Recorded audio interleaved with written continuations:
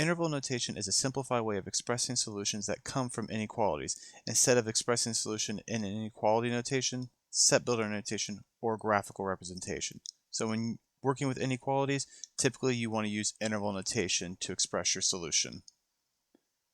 When using interval notation, you need to know whether you use parentheses, brackets, or some combination of the two.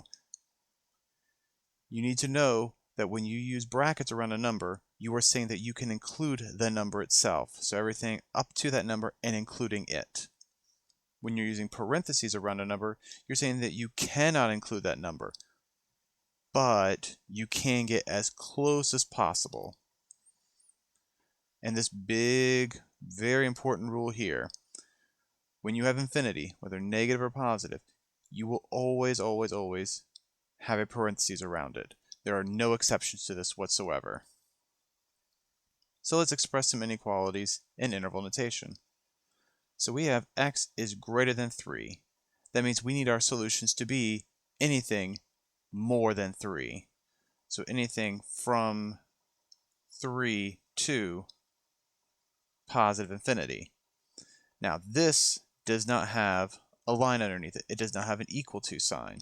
So since it does not have an equal to sign, we say that 3 gets a parentheses, and that infinity always gets a parentheses.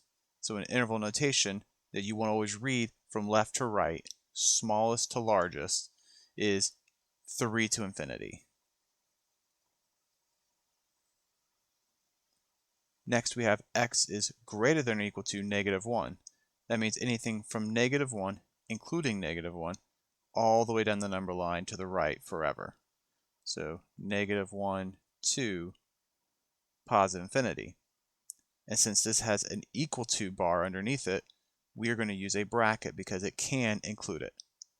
As always, parentheses, always around infinity, parentheses always.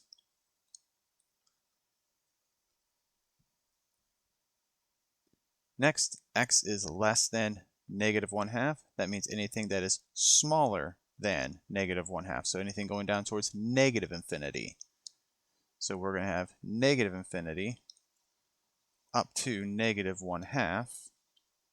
Infinity again always gets a parentheses, and negative 1/2 will get a parentheses because there's no equal to bar there. So parentheses. X is less than or equal to 8. So it means anything that's 8 or less. Anything going down towards negative infinity. So we can say negative infinity all the way up to 8. Infinity always gets a parentheses. And since this has an equal to, we just put a bracket there.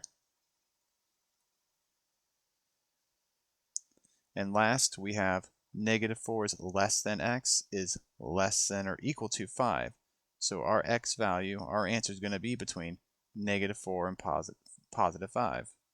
So negative 4 to positive 5. Negative 4 has no equal to bar here, so it is a parentheses, where 5 has an equal to bar here, so it gets to be a bracket. So here's an example of having both parentheses and a bracket.